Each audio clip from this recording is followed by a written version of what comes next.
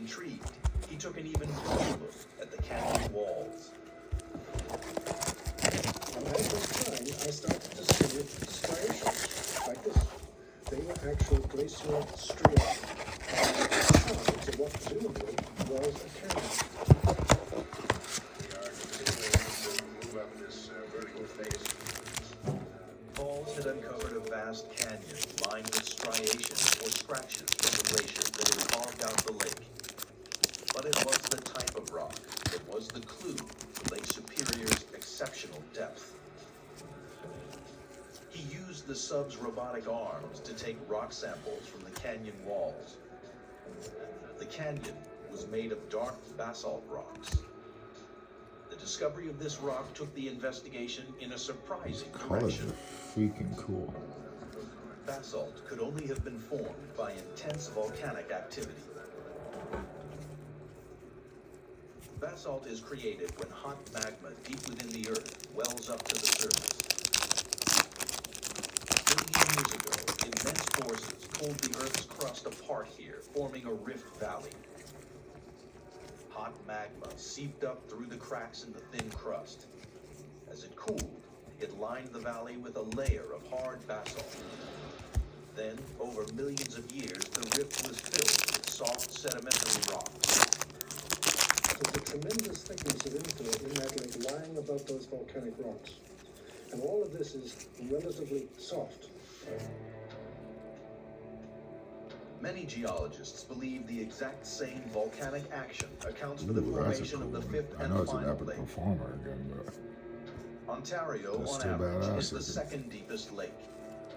A separate rift valley appeared here much later than the one under Lake Superior. The volcanic split in the landscape stretched as far as the ocean, creating Lake Ontario and the St. Lawrence Seaway.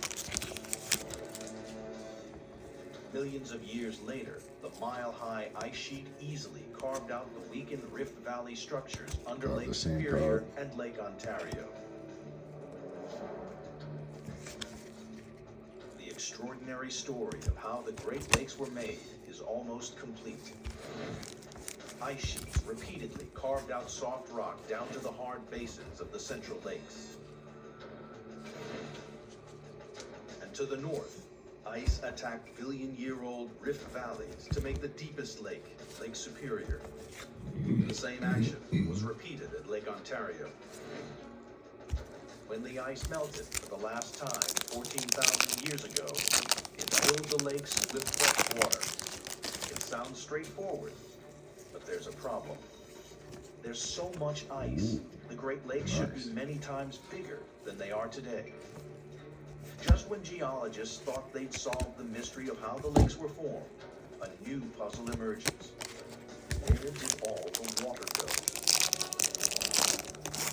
Geologist John Menzies is investigating exactly what happened at the end of the last ice age, when a vast ice sheet, 1 mile thick and stretching to the North Pole, started to melt.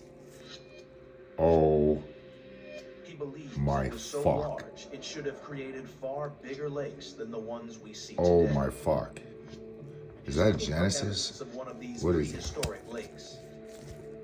I know As the that's ice not sheet normal. melted, a vast freshwater lake appeared that geologists call Oh, Iroquois. and that's a quarterback? Then, later, as I Lake gotta find out Iroquois what the fuck dried that up, is. I it left don't really beaches, know what which that can is. still be seen today. And I have Menzies gloves believes he on, can detect these and it's ancient instantly in a beaches in penny the gently sleeve, sloping landscape surrounding Lake Ontario.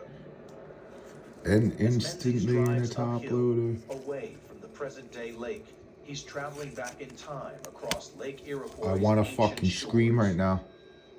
We're crossing one shoreline after another. The reason we know there's shorelines is that